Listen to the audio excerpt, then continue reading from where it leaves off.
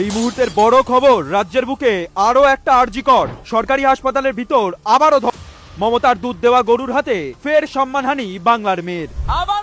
আবারও আমরা দেখতে পাচ্ছি সরকারি হাসপাতালে অভিযোগ। পূর্ব মেদিনীপুরের পাঁশকুড়া সুপার স্পেশালিটি হাসপাতালে ফাঁকা ঘরে নিয়ে গিয়ে মহিলা স্বাস্থ্যকর্মীর ওপর নারকীয় অত্যাচার। ভাবুন, সরকারি হাসপাতালের ভিতরে কর্তব্যরত অবস্থায় আবারও ধর্ষণের শিকার হতে হলো এক মহিলাকে। ছুটির পরে আমি আসছিলাম, তখন আমাকে জোর করে রুমে নিয়ে যেয়ে আমার সাথে খারাপ কিছু কাজ করতে বাধ্য করেছিল জাহির আব্বাস খান। এর আগেও কি একাধিকবার এরকম ঘটনা ঘটেছিল? আমাকে জোর করেছিল, কেউ ছিল না। কালকে সানডে ছিল, ছুটি ছিল, কেউ ছিল না। হ্যাঁ, টর্চারিং করবে এই ভয়েই। তো একটাই চাই, যাতে তার শাস্তি হোক, মৃত্যুদণ্ড হোক। কার বিরুদ্ধে এই ধর্ষণের অভিযোগ? মমতারই এক দুধেল গাই শেখ জাহির আব্বাস খানের বিরুদ্ধে। এই আব্বাস পাঁশকুড়ার সুপার স্পেশালিটি হাসপাতালের ফেসিলিটি ম্যানেজার, বেসরকারি সংস্থার কর্মী। ওই এলাকায় তৃণমূলের দোর্দণ্ড প্রতাপ নেতা বলে পরিচিত। হাসপাতালটাকে নিজের আড্ডাখানা বানিয়ে যথেচ্ছাচার অত্যাচার চালাতো এই দুধেল গাই। বিস্ফোরক অভিযোগ হাসপাতালের নিরাপত্তা কর্মীর।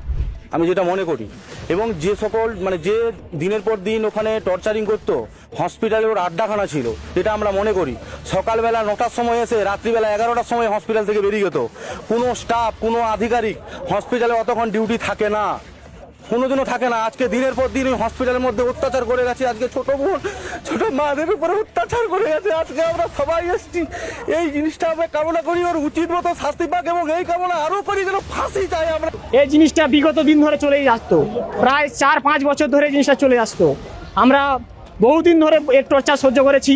সেই টর্চার আর সহ্য করতে না পেরে আমরা সমস্ত স্টাফ মিলে এক হয়ে ওর একটা ফুটেজ কালেকশন করি। সেই ফুটেজটা আমরা আইসি স্যারকে দেওয়া হয়। সেই ফুটেজটা জেনেও আবার ধামাচাপা, কিছু হেল্প করেন না। সুপার সমস্ত কিছু আমাদের 18 মাসের টাকাটা দেয়নি। আমরা অনেকবার অ্যাপ্লিকেশন করেছি, আজকে 2-3 বছর হয়ে গেল, ওর টাকাই আমাদের মেরে নিল।